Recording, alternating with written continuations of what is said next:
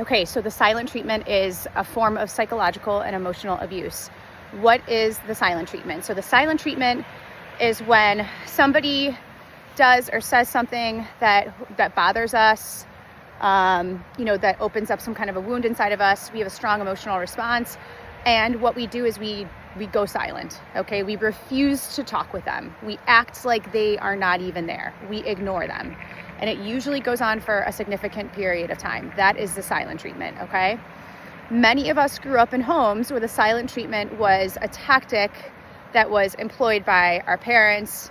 And it could have been employed by our coaches or our teachers or a sibling. It was any kind of an important relationship where this tactic was employed. I'm going to focus on when our parents use this, our attachment figures use this against us. Why is this so harmful to a child?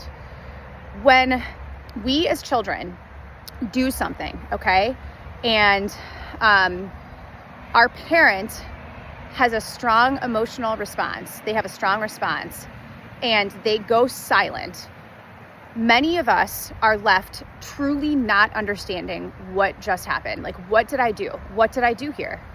What did I do that, why did I just, what happened, right? Our heads are spinning, okay?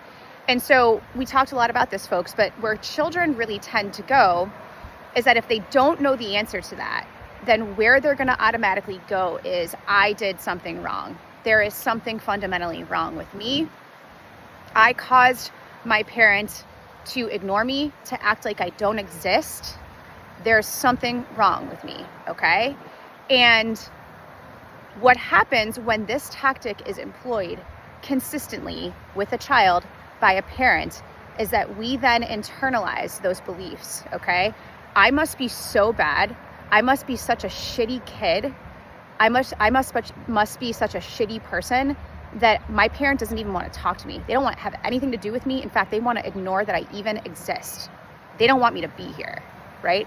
And then some kids actually go to this place of, I don't want to be here. I shouldn't be here, okay? And that's one of the reasons why this is so incredibly important for us to address and not to employ this tactic in our homes, okay?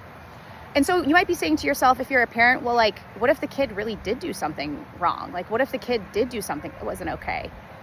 It doesn't matter, okay? It doesn't matter if the kid actually did something wrong. We are the adult. They are the child.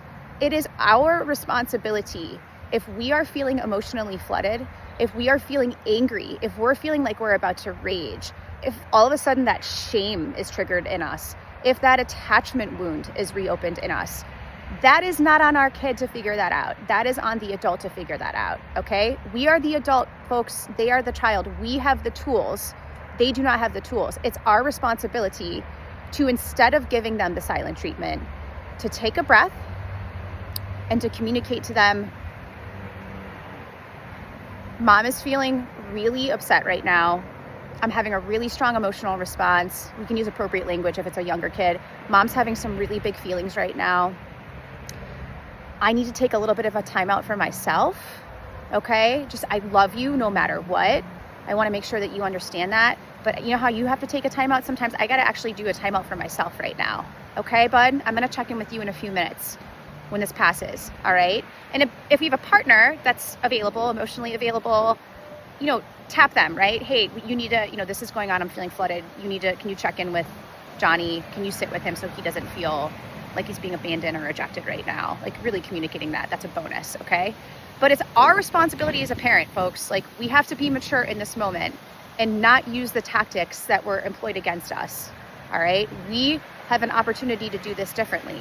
If we are serious about breaking the cycle of generational trauma, we have to do differently, okay? Even if it feels really hard, even if we have to practice this, okay?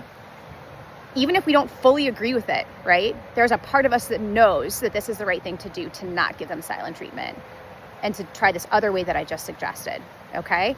And here's the deal, folks. Guess what?